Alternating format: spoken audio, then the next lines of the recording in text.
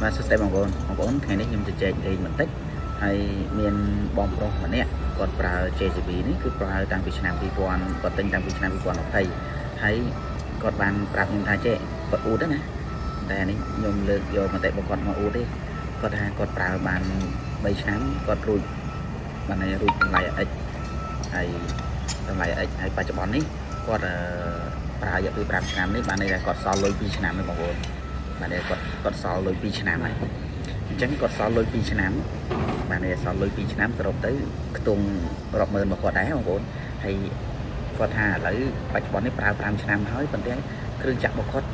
ជាមួយនឹង JCB ហ្នឹងគឺនៅប្រើស្រួលប្រើមែនទែនបងប្អូននៅស្រួលប្រើនៅល្អប្រើអញ្ចឹងគាត់ថារកតែគាត់ចង់ដូរថ្មីឬគាត់ចង់ដូរថ្មីគាត់មានថាគាត់ចង់ទិញថែមបច្ចុប្បន្នប៉ុន្តែក៏ការងាររបស់គាត់ថាខ្ញុំមិនសូវមានការងារច្រើនដោយសារតែ excavator មកទឹករបស់គាត់ហ្នឹងគាត់មានច្រើនដូចជា brand ផ្សេងៗនេះ Cat Cobico អីចឹងទៅ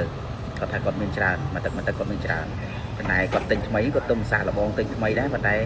ប្រើរយៈពេល5ឆ្នាំហើយគាត់ថាប្រើតែ3ឆ្នាំរួចហើយពាក់ព័ន្ធលើគាត់ទិញកាលហ្នឹង 100000 ជាងបងប្អូនដូចជាល្បាក់130000ជាងកាលហ្នឹង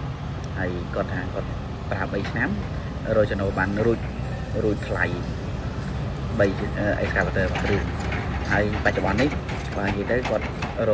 ហូតដល់5ឆ្នាំនេះគាត់សល់គ្រឿងចាក់ផ្សេងទៀតមកទឹកមានច្រើនវាតាំងពី320 312អីគាត់សល់ច្រើនមែនទែនអញ្ចឹងគាត់ប្រាប់ខ្ញុំលោកថាJCB ពេលដែលគាត់ប្រើទៅដំបូងគាត់បារម្ភណែចឹងណាតែដល់ពេលគាត់ប្រើយូរទៅប្រភេទបានន័យថាប្រព័ន្ធ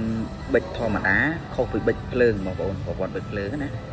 អញ្ចឹងប្រព័ន្ធប៊ិចធម្មតាគឺប្រើទៅអត់មានបញ្ហារឿងប្រព័ន្ធប៊ិចទេអត់ងាយខូចទេបងប្អូនអញ្ចឹងគាត់ប្រើគាត់ថាបើគាត់តាមស្មានទៅគាត់ថាអាចប្រើដល់រហូតដល់តាមខ្ទឹមបានន័យថាប្រើ10ឆ្នាំទៀតក៏អត់ទាន់បញ្ហាអញ្ចឹងណាបងប្អូនហើយអញ្ចឹងវីដេអូនេះផ្ញើជូនបងប្អូនដែលចាប់អារម្មណ៍ជាមួយ brand JCB បងប្អូនអាចកលេចគិតទៅណាគិតសាកមើលហើយបងប្អូនទិញឥឡូវចំណេញច្រើនណាចំណេញច្រើនបងប្អូនចង់ទិញក្នុងការព្រីការប្រាក់ក៏បានហើយបងប្អូនចង់ទិញពាក់ព័ន្ធទៅលើការបង់រំលោះចូលរួមមុន15% ក៏បានហើយបងប្អូនអាចរំលោះបានរហូតដល់5ឆ្នាំបងប្អូនចូលរួមកាន់តែច្រើន